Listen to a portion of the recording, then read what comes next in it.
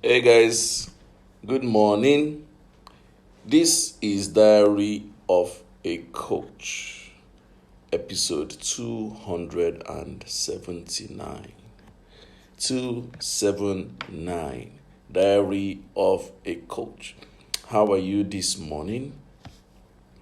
It's a beautiful Sunday morning, and we thank God because it's a beautiful week.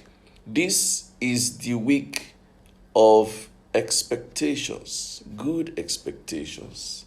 This is the week of good expectations. This week, I want you to be expectant of good health, be expectant of blessings, be expectant of a good life, be expectant of grace, be expectant of everything positive.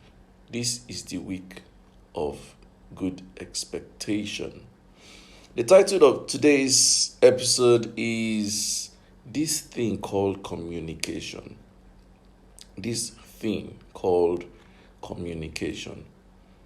2 nights ago, I was having a chat with my friend who is based in the United States.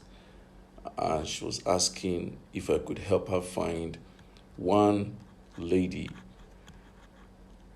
from the age of 35 and below who is either a survivor of domestic violence or a widow or someone who has a compelling vision for what she's doing.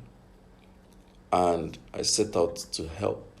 So I put out a post and a lot of people started sending me emails. Oh, please pick me. Oh, please pick me. Yes, please pick me. Please pick me, pick me, pick me, pick me, pick me, pick me. And the mails were pouring in. Some who have my number were even calling. That I find very distasteful, calling me because of that when the instruction says send an email. Some were sending messages via WhatsApp. For those that know me, that is also distasteful. The instruction said send email. So I got a lot of emails, and I took my time to be reading through the emails when I created time yesterday. I was going through each email, and majority of the emails, in fact, I can confidently say over 90% of the emails kept saying, I desperately need this money. Just please pick me. I pray that God touches your heart to give me this money. I urgently need this money. I need this money seriously. One particular one said, I need this money so that my husband can respect me. Another said, I need this money because I desperately need to build my business. I need to pay my children's school fees. I need this money. And I was just flabbergasted.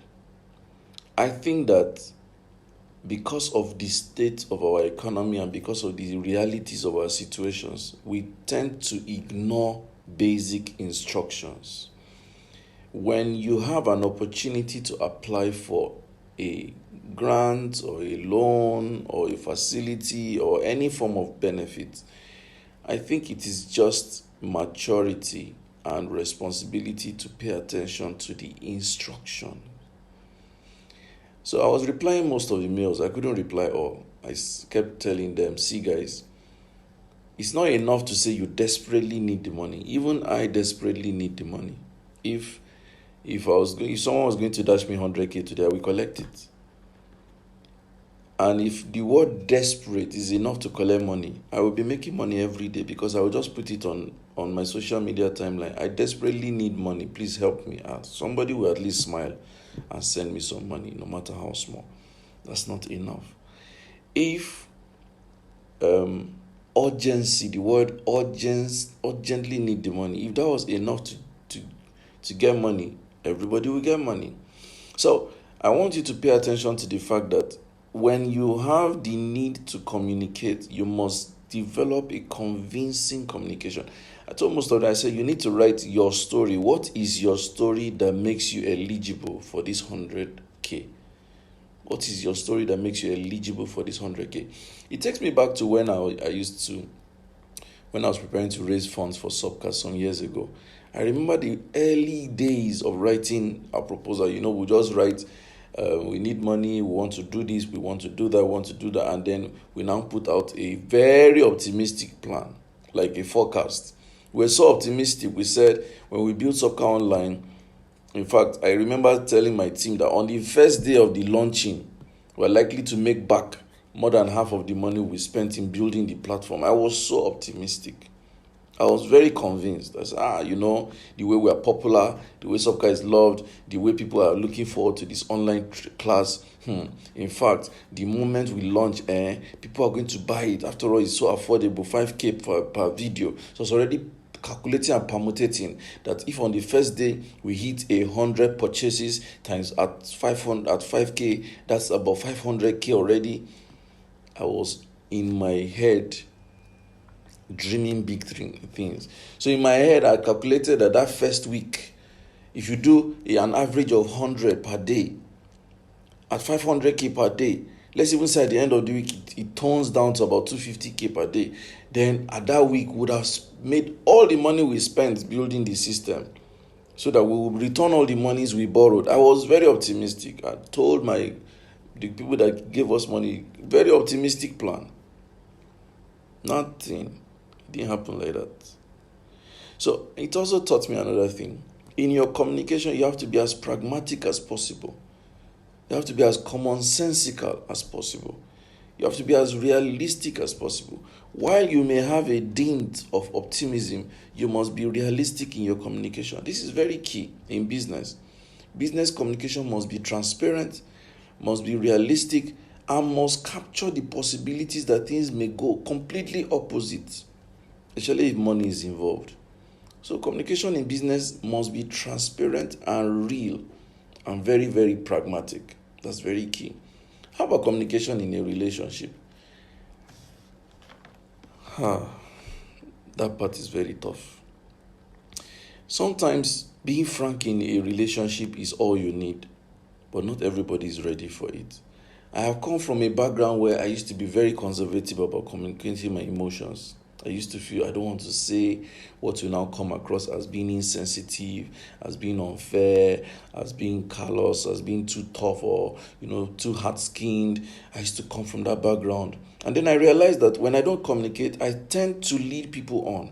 I tend to make you feel like, well, I agree with you. I consent. I am with you. I'm on the same page with you. And then I realized that, wow, I need to just be as open and literal. That's the word. I learned that in a relationship with anyone, you should be as literal as possible. Don't hide behind any emotion and claim what you don't want. You must be as literal as possible. So even with friends, I have friends who, I need you to help me with this. I need you to help me with this. In the last 2 weeks alone, about 3 friends have asked me to help them on a project. And I said, I am not available to help you. I had to be as literal, very unlike me. The me of before, I'll say, okay, let's see how it goes. Just carry me along. I don't commit with that. And then I'll start brooding and start feeling like, oh God, what did I get myself into? I should have just found a way to dodge this thing. And then I'll be hoping the guy will decline or say he's no more interested. And then it now turns out to, but you said we should carry you along. Now you're not even being involved. What's going on? And then it looks like I betrayed trust, or it looks like I backed out. But now I am as literal as possible. You need my help. If I can, I will. If I can't, I'll say, honestly speaking, I'm not able to participate or join in this. As literal as possible. And it has been helpful, because now I can sleep with my head in one place, not feeling like, okay, I'm dodging some calls, I'm avoiding some people. No, I don't have to feel that way anymore. I'm as literal as possible.